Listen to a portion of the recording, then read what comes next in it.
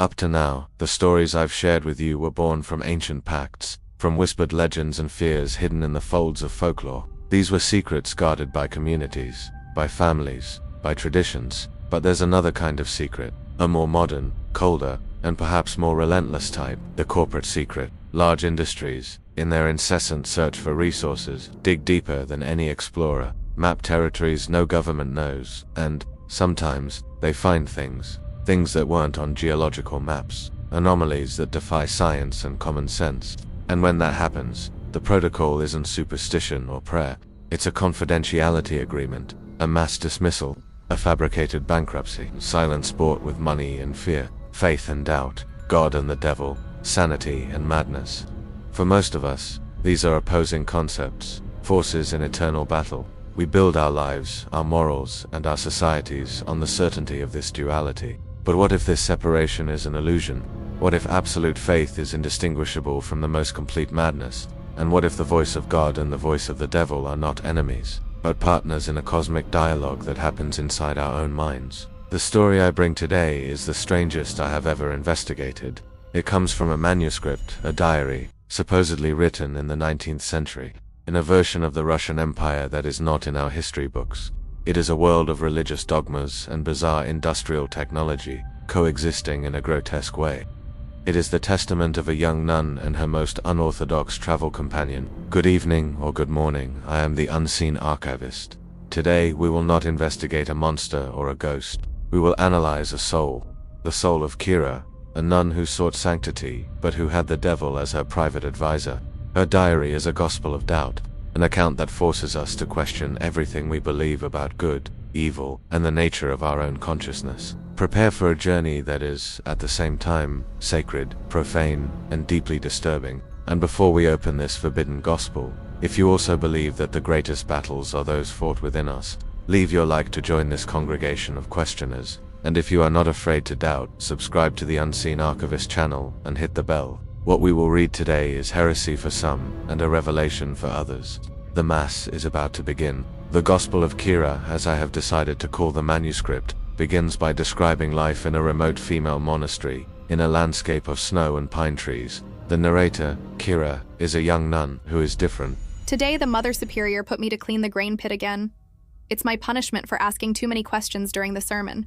As I descended on the rusty pulley with the heavy bucket in my hand, the voice started to speak in my head. Seriously, Kira Grain again. Aren't you tired of this humility metaphor? Look at them up there. They're not praying for you. They're relieved to be rid of the weirdo for a few hours. I tried to ignore him as always. I prayed the Hail Mary in my mind, but his voice is louder. More interesting, if I'm honest.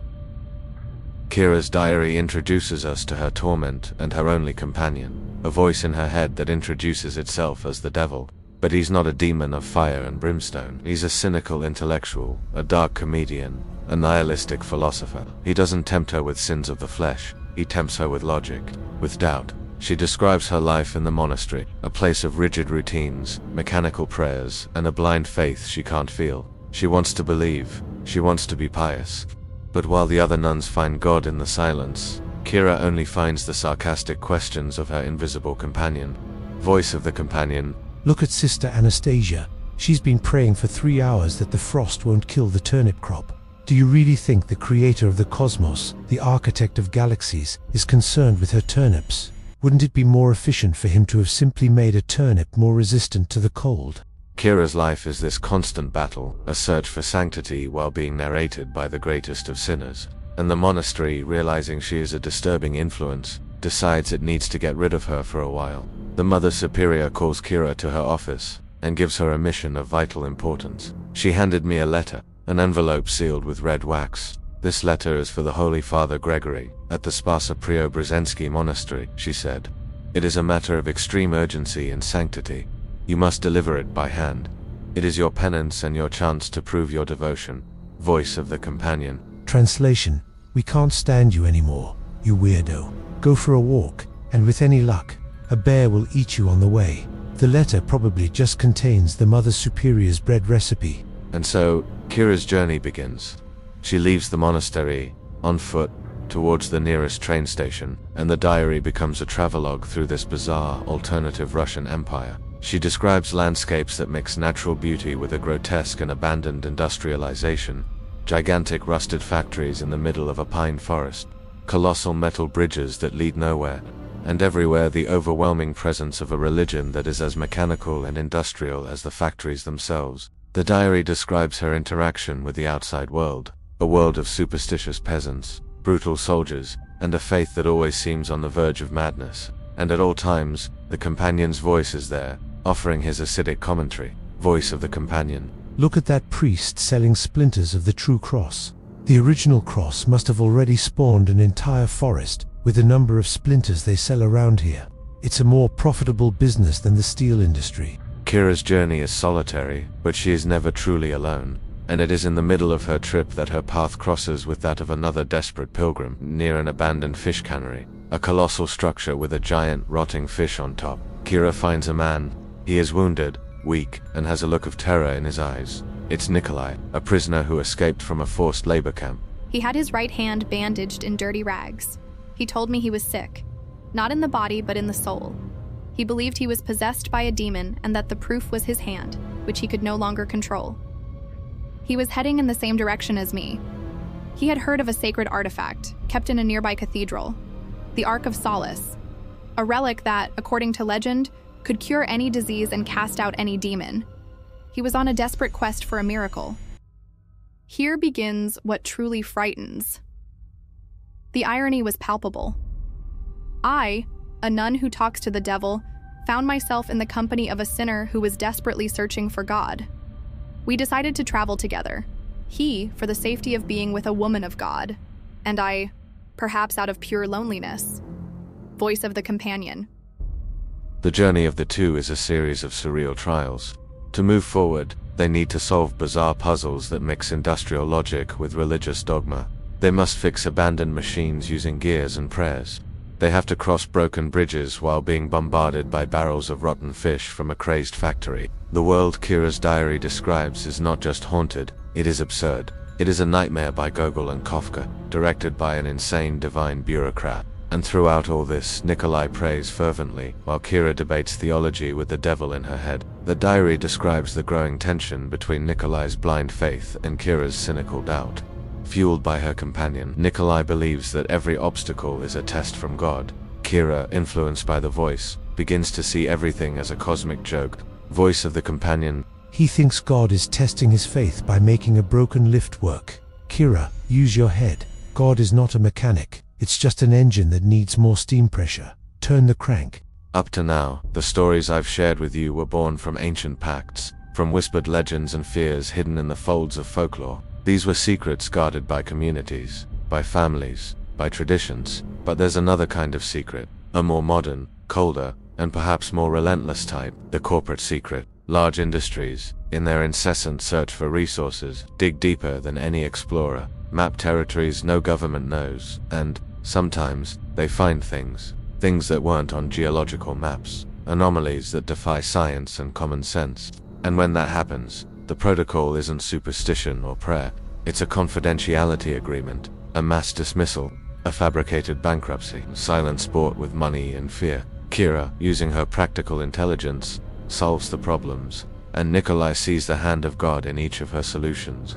Finally, they arrive at the cathedral where the Ark of Solace is kept. After a final series of bizarre challenges, they find the sacred artifact, but it is not a piece of the cross, or the bone of a saint. The Ark of Solace was on a pedestal, under a divine light.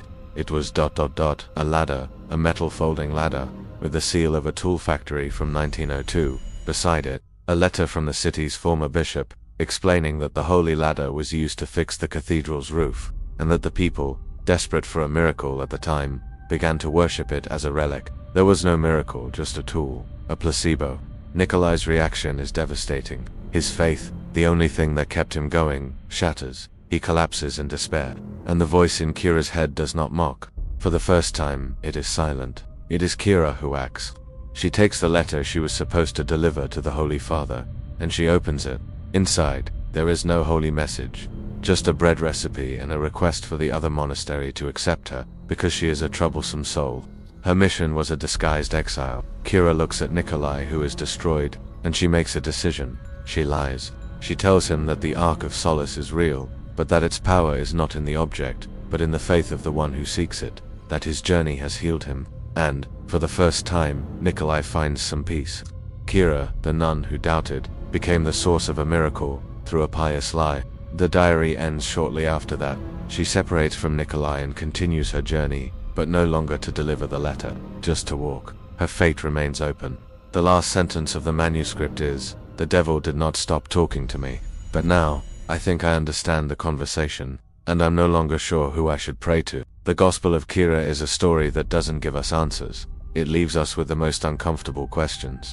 Was the voice Kira heard really the devil? Or was it just her own intelligence, her own doubt, personified as the greatest of heretics in a world that didn't allow questions? And what is the true nature of good and evil? Kira's act of lying to give peace to a desperate man, was it an act of Christian compassion or a devilish manipulation? What is more frightening, a world governed by a silent and indifferent God, or a world where the devil is the only one who seems to have the time and willingness to talk, to point out the truth, even if cynically? Leave your reflections in the comments.